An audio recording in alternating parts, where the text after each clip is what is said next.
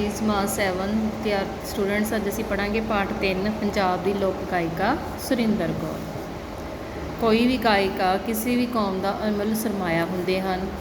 सुरिंदर कौर पंजाब की ही नहीं सगों अंतरराष्ट्रीय प्रसिद्धि हासिल करने वाली पंजाब गायिका सी। ਉਹ अपनी सुरीली हुंदा मिठी सुर वाली आवाज़ सदका पंजाबियों के दिलों ते छाई रही। भावें सुरिंदर कौर, प्रकाश कौर ते नरिंदर कौर तिन्ने भैणां ने ही पंजाबी गायकी दे विच प्रसिद्धि प्राप्त की, पर जो शोहरत दा प्रसिद्धि ते माण सुरिंदर कौर नूं हासिल होया वह बेमिसाल है। सुरिंदर कौर का जन्म 25 नवंबर 1929 ईस्वी नूं दीवान बिशन सिंह के घर माँ माया देवी की कुखों लाहौर दे विच होया। उसनूं बचपन तो ही लोक संगीत ते शास्त्रीय संगीत दोहां दा लगाव सी। सुरिंदर कौर आप भी इस गल नूं मनदी सी। संगीत के खेतर विच उसके बहुत उस्ताद सन। सुरिंदर कौर ने बड़े गुलाम अली खान के भाणजे अनायत हुसैन तो शास्त्रीय संगीत की सिक्ख्या लई। पटियाले घराणे के संगीत शास्त्री उस्तादां तो शास्त्रीय संगीत, गज़ल ते ठुमरी की सिक्ख्या ग्रहण की। काफियां गाउण का हुनर कुंदन लाल शर्मा तो सिक्ख्या। उसनूं सिक्ख्या की इन्नी प्रबल हुंदा तिब्बर इच्छा सी कि जिद्दों भी किधरे सीखण का मौका मिलिया उसनूं हत्थों नहीं गवाया। सुरिंदर कौर 12-13 साल की उम्र दे विच लाहौर रेडियो स्टेशन ते बच्चों के प्रोग्राम दे विच हिस्सा लैण का मौका मिलिया। उत्थों उसने पहला गीत गाया। उसकी आवाज़ तो प्रभावित होकर प्रबंधकों ने सुरिंदर कौर नूं रेडियो स्टेशन तो अक्सर गवाउणा शुरू कर दिता। छेती ही उसकी प्रसिद्धि इन्नी वध गई कि हिज मास्टर्स वॉइस कंपनी वालियां ने ते फिल्म इंडस्ट्री वालियां ने उसनूं गाउण दे लई बुलाया। नवंबर 1943 ईस्वी विच उसका पहला गीत मावां ते धीआं रल बैठियां नी माए रिकॉर्ड होया। सुरिंदर कौर का विआह सरदार जोगिंदर सिंह सोढी दे नाल 1948 ईस्वी दे विच होया। उसने कुछ समा मुंबई दे विच रह के फिल्मां लई गीत गाए, पर वह मुंबई बहुत समा ना रह सकी। 1951 दे विच परिवार समेत दिल्ली आ गई। उस समय उस कोल अपनी मिठी आवाज़ अर्थात सुरीले गले तो बिना कुछ भी नहीं सी। उसनूं महसूस हुंदा सी कि उसके गले विच रब वसदा है ते संगीत तो उसने रब्बी इलाही सरूर मिलता है। रब्बी इलाही सरूर मतलब रब्बी मस्ती मिलती आ ते दुख सुख दे संगीत दी ही उसका साथी है। वह अपनी गायकी बारे दसदा है कि लोग गाउण दे शौक मैनूं बचपन तो ही सी।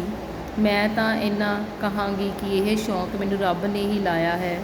रब की ही अपार किरपा, अपार हुंदा अत्यंत मेहर नाल ही यह शौक मैनूं रब ने ही लाया है। रब की ही अपार किरपा नाल यह शौक पूरा होया ते हुंदा रहेगा। इस विच कोई झूठ नहीं कि इस शौक नूं उसने अपनी उम्र के 7 दहाके दे विच निभाया। सुरिंदर कौर ने दहाका मतलब बेटा ये हुंदा 10 वरियां का समा। सुरिंदर कौर ने बधेरे करके लोक गीत गाए, उंज गज़लां ते साहित्य गीत भी गाए। उस दे गाए गीत पिंड पिंड शहर शहर देश परदेश हर थां ते पहुँचे। जिथे भी पंजाबी वजदे हैं उत्थे हर घर दे विच सुरिंदर कौर की आवाज़ सुनाई देती है। हर घर दे विच शादी विआह का प्रोग्राम उदों तक पूरा नहीं हुंदा ਜਦੋਂ तक मावां ते धीआं रल बैठियां नी माए जां लट्ठे की चादर उत्ते सलेटी रंग माहिया वाले गीत ना गाए जाण। मेरा गीत लिखे हुए ने जिहड़े उन्हां दे गाए हुए ने, सड़के सड़के जांदी ए मुटियारे नी, कंडा चुबा तेरे पैर बांकीए नारे नी, मावां ते धीआं रल बैठियां नी माए, साडा चिड़ियां दा चंबा वे बाबल असां उड़ जाना, साडी लंबी उडारी वे बाबल किहड़े देश जाना, लट्ठे दी चादर उत्ते सलेटी रंग माहिया। साडा चिड़ियां दा चंबा वाला गीत तिन्ने भैणां प्रकाश कौर, सुरिंदर कौर ते नरिंदर कौर ने गाया। फिर यही गीत 3 पीढ़ियां सुरिंदर कौर ते उसकी लाडली उसकी धी डोली गुलेरिया ते दोती सुनैना ने भी गाया। प्रकाश कौर ते सुरिंदर कौर का गीत सड़के सड़के जांदी ए मुटियारे नी बहुत मशहूर होया। सुरिंदर कौर के गाए गीत पंजाबी सभ्याचार की मूँह बोलती तस्वीर हैं।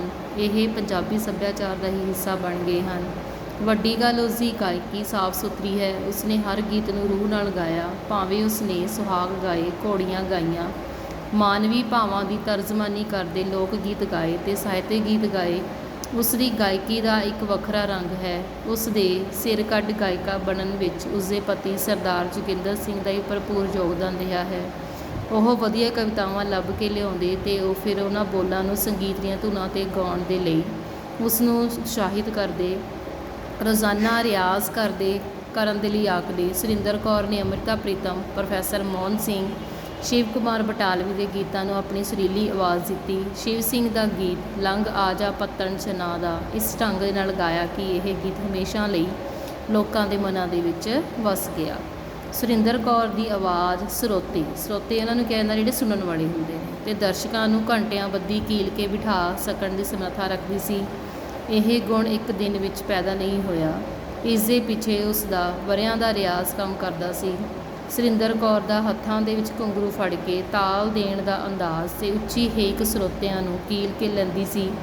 ਉਹ ਸਧਾਰਨ ਲੋਕ ਸਾਜ਼ਾਂ ਦੀ ਵੀ ਵਰਤੋਂ ਕਰਦੀ ਸੀ। ਸੁਰਿੰਦਰ ਕੌਰ ਨੇ ਪੰਜਾਬ ਦੇ ਵਿੱਚ ਹੀ ਨਹੀਂ ਸਗੋਂ ਉਹ ਵੱਖ-ਵੱਖ ਸਮੇਂ ਭਾਰਤ ਦੇ ਮਹਾਨਗਰਾਂ ਮੁੰਬਈ, ਕਲਕੱਤਾ, ਪੂਨਾ, ਮਦਰਾਸ, ਬੈਂਗਲੌਰ, ਪਟਨਾ, ਦਿੱਲੀ ਹਰ ਥਾਂ ਸੱਭਿਆਚਾਰਕ ਪ੍ਰੋਗਰਾਮਾਂ ਵਿੱਚ ਜਾਂਦੀ ਸੀ।